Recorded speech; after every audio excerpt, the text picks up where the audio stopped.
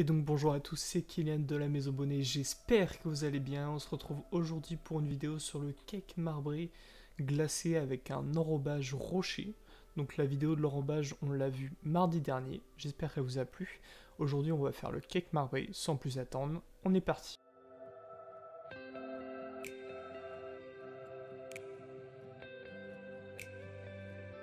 On va maintenant passer aux ingrédients, mais tout d'abord, il faut savoir que la recette est faite pour un moule à cake de 14 cm. Donc si vous avez un moule de plus de 20 cm de longueur, n'hésitez pas à doubler la recette. On va maintenant passer à la liste des ingrédients. Donc il nous faudra 80 g de beurre pommade, c'est très important qu'il soit bien pommade. Il nous faudra aussi 90 g de sucre glace, 2 œufs, une pincée de fleur de sel et 1 g de vanille en poudre. Il nous faudra aussi 100 g de farine type 55 et 25 g de cacao en poudre ou 12 g de cacao amer, 1 g de levure chimique. Et au niveau du matériel, il nous faudra un fouet, une maryse et une corne. Il nous faudra aussi 2 poches à douille pour pocher les 2 préparations et un ramequin vide. Sans plus attendre, on va passer à la suite. Donc maintenant qu'on a vu la liste des ingrédients, on va pouvoir crémer notre beurre. Donc notre beurre qui est bien pommade, on va ajouter le sucre glace. Et on vient donc mélanger. Donc ça s'appelle crémer le beurre en fait. Une fois qu'on a notre mélange qui est bien homogène, on va pouvoir ajouter nos 2 œufs.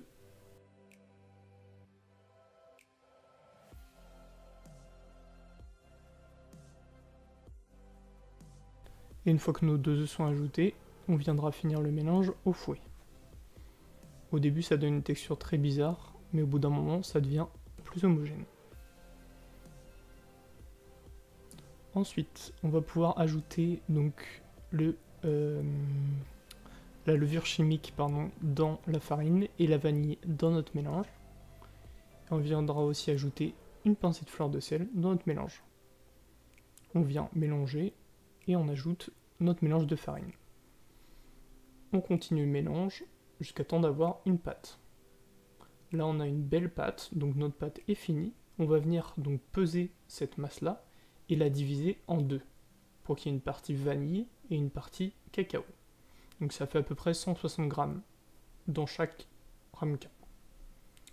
Ensuite, dans un des ramequins, vous viendrez ajouter le cacao en poudre, comme ceci.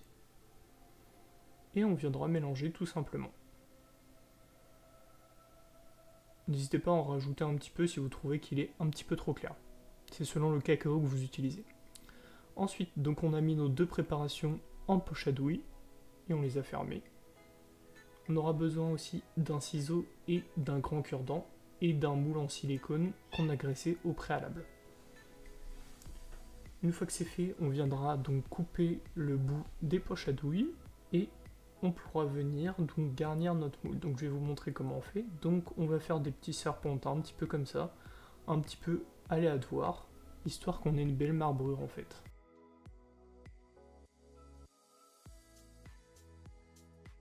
Donc on continue comme ça en alternant cacao et vanille.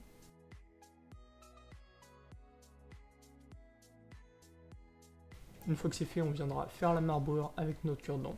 C'est important, ça fait un plus joli marbré. Et une fois que c'est fait, on pourra le mettre au four, donc à 180 pendant 20 à 25 minutes. Et donc une fois que votre marbré est sorti du four, vous n'aurez plus qu'à suivre la recette du glaçage rocher. Et vous viendrez suivre la recette, donc on n'aura plus qu'à glacer notre marbré, comme ceci, avec un beau glaçage. Et après 1 à 2 heures au réfrigérateur, on pourra le sortir du frigo et on aura un magnifique gâteau marbré comme ceci.